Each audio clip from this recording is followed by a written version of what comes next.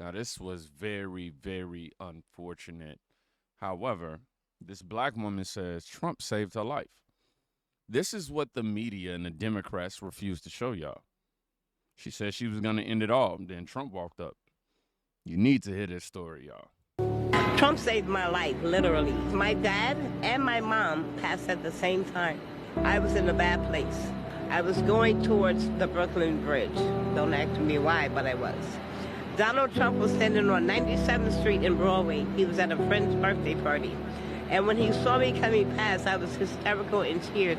And he gently grabbed my arm. He was like, whoa, wait a minute, are you okay? And he said, well, I don't know what you're gonna do right now, but whatever it is, forget about it. Take it out of your head. Your mom and dad wouldn't want that.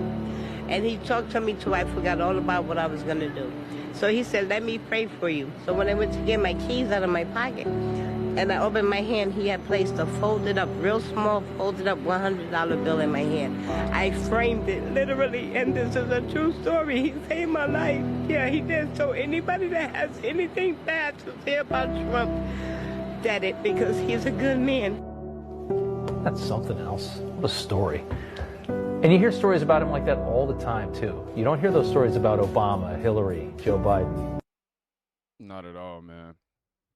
And you can't fake this kind of moment. This is honestly what I wish black leaders who benefited from Donald Trump would actually speak about. But of course, the Al Sharptons, the Joy Reid's, who's not Joy Reid anymore in terms of the show, the Jasmine Crockett's, why won't they bring up this type of stuff? This woman was on the verge of ending her life. As she's walking in, who stopped her? Donald Trump. Not a pastor, not a politician.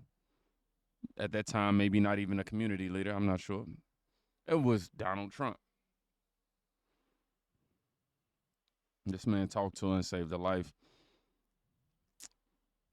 Gave her $100 bill and a reason to keep going. If he's racist, he's doing a horrible job. Horrible job. And that particular moment, that wasn't about no politics. It was just about it was about humanity. Now, they're making a claim that Trump is a racist who only fires black people. I'm sorry. These clips ended up getting mismatched. Adam Conover argues that Donald Trump is a avowed racist and has been his entire life. You know, it's unfortunate to watch the country like descend into that again. You know, racial issues are hard to tackle because it's we're very susceptible to it, and unfortunately, we've backslid into a period of white racial backlash again, where you know, the people around the country are they're just like, I mean, the Trump administration literally just treats any black person as unqualified and fires them from the federal government. Like, that's what Pete Hegseth is doing in the Department of Defense. It's just like out and out racism. You know, it's like a racial purge of the government. It's really bizarre. They're trying to like resegregate the country. Where did that happen? Where they were firing black people? I mean, I don't know the names off the top of my head, but yeah. That sounds not true. I mean, yeah. I mean, because like, I'll put it this way: even if it were true, it's so overt that like, yeah, they're being really overt about it. I mean, Donald Trump is going on television and going, planes are crashing because of DEI. So but DEI really, is a philosophy, is an ideology. He's saying because there are unqualified air traffic controllers because they were hired because they're people of color. It's racist. He's racist. He's a racist man, and he's issuing racist policy, and the entire country's going along with it because we're in a period of white racial backlash. When do you think he became racist? I think he's been racist his whole fucking life. Yeah, I don't know who this weirdo is, but this is just another Hollywood activist pretending to speak for the people. And he's saying he treats treats every black person like they're unqualified. Really? And then when he asked him, when Tim basically asked him for proof or to prove it, he didn't have no proof. So how do you explain Trump's record of supporting black colleges? Criminal justice reform? Economic opportunity zones, historically low black unemployment. Man, I promise you, these Democrats don't care about facts. They care about control. And if you happen to be black and you support Trump, They don't like you. Don't make no sense, man. I want y'all to see this clip right here. I don't know what's going on with the way all this stuff is lined up today. We're going to get through it today. Get through it, though, today. Eddie on MSNBC, or MSNBS as I like to call it, quote, Trump supporters would rather destroy the republic than elect a black woman. This is just to prove to you of how they really think of you. Have to grapple with it because it's the snake, it's the beast coiled up in the heart, the bosom of the country, as Frederick Douglass said. And the fact that they are doubling down on this shows you what kind of human beings they actually are. Say more. We chose a felon who is more interested in loyalty, who's more interested in retribution, who's more interested in grift than in democracy. And we chose a felon because we didn't want to elect a black woman. So to read that, to actually explicate that, is to say we would rather destroy. How do you sleep with yourself at night saying this bullshit? Because she's a black woman. You just don't want her because she's a bro. That's like the lowest level of thinking. Now, I'm not saying that nobody didn't have that thought. I'm not saying that there aren't racists, but to say the overwhelming majority didn't vote for her just because of her skin color, bro, that's bullshit. The republic than for that to have happened. And until we grapple with it, there's no amount of protesting I could do. There's no amount of resistance that could come into play to actually force 78 million people to grapple with what motivated them to put themselves in this position. And Like I said, they show you what they really think of you. You know, if you vote for Trump, you're racist. Anything supported Trump, you're racist. You question Biden, you're anti-democracy. And you don't vote for Kamala, it's because you're against black women. 78 million people voted for Trump. I know 81 million ain't vote for no Biden. But 78 million. And this guy is saying we'd rather destroy the country than elect a black woman?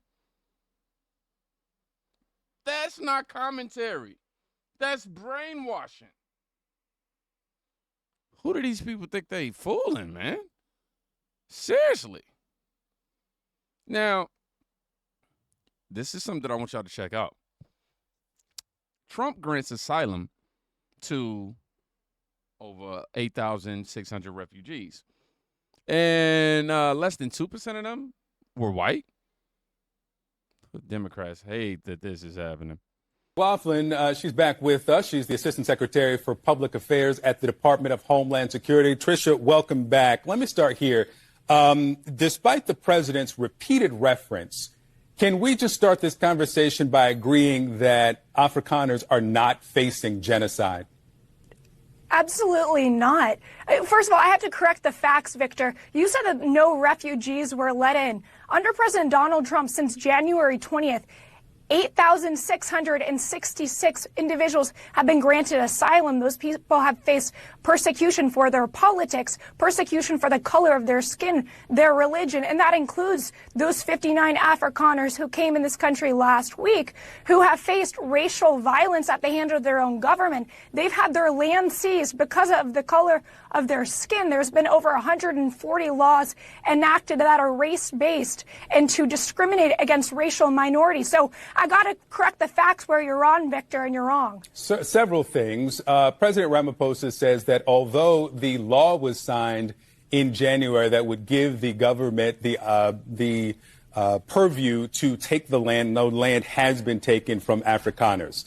Also, that's President Ramaphosa. He'll be at the White House this week. Take it up with him. Also, the definition of genocide is aimed at extermination, right? And so although there is violence in South Africa, there's violence against black South Africans, too. So when the president says that there is genocide, where is the evidence? The U.S. has not recognized officially genocide. Bro, you just pissed me off. You really just pissed me off. You really just sat there and asked for evidence when you know you have it in your pocket. Forget the nigga. You see? Forget the people that's paying you. You got it in your pocket. You can go right on the X, look at it for yourself. Literally. Do you mean she's making this up?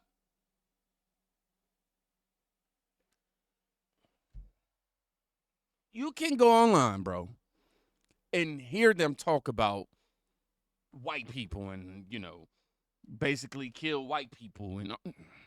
The United Nations has not recognized genocide. And for the thousands of people who you say were let into this country who've been granted asylum, Absolutely. I'm talking under the refugee resettlement program, which the president froze by executive order early in his administration.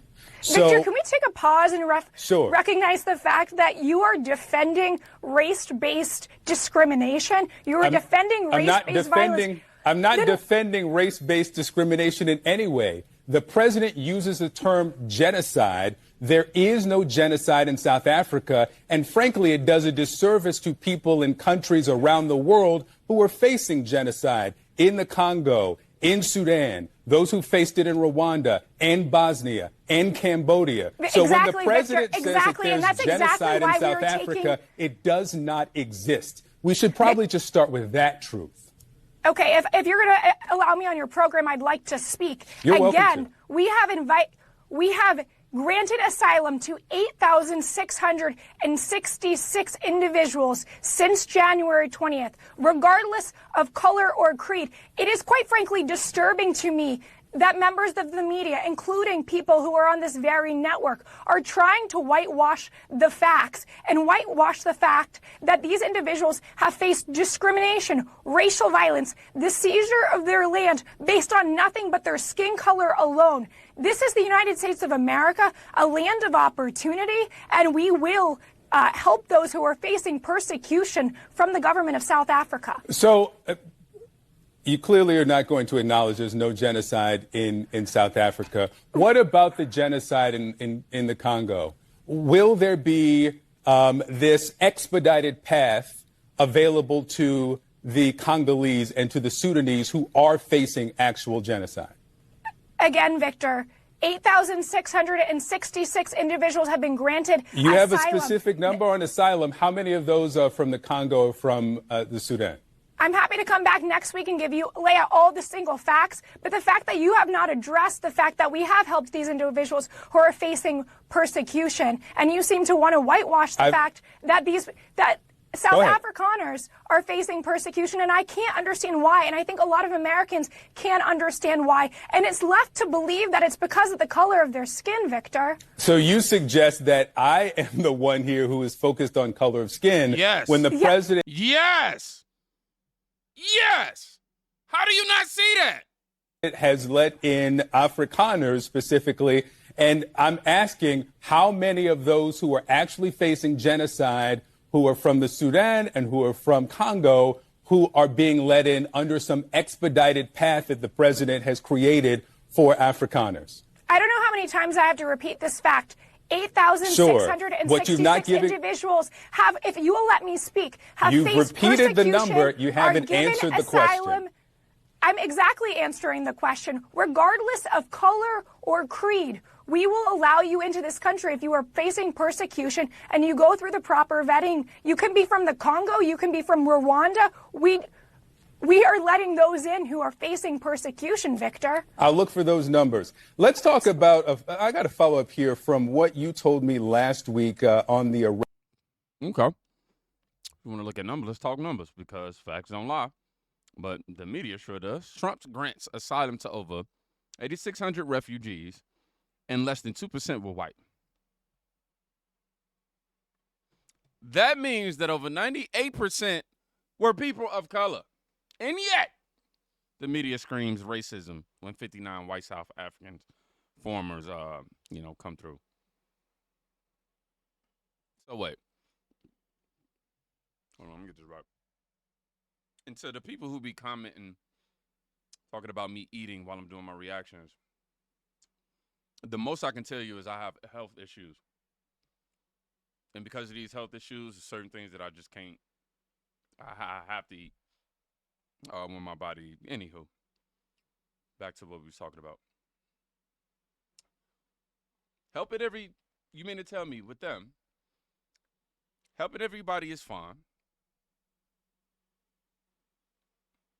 but helping white people too. That's where they draw the line.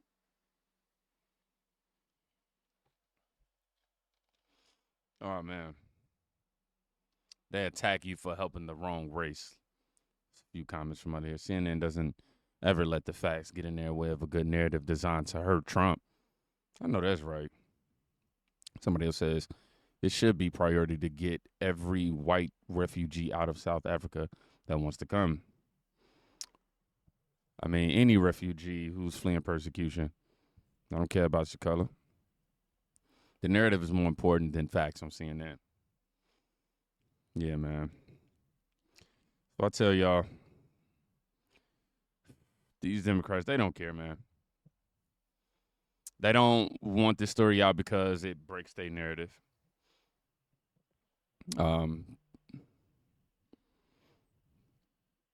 Trump saved that woman's life.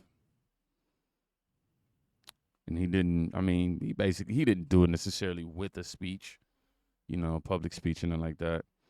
He didn't do it on a debate stage. He saved her by doing something that legacy media and Democrats refuse to cover. He saved her by being human. All these Democrats, legacy media talking heads, all they want to do is divide us. But that woman's story, that should provide unity, man. That was real impact, and that's what real leadership looks like. Y'all be safe. Please go check on somebody today. You can quite literally be saving their life. Peace.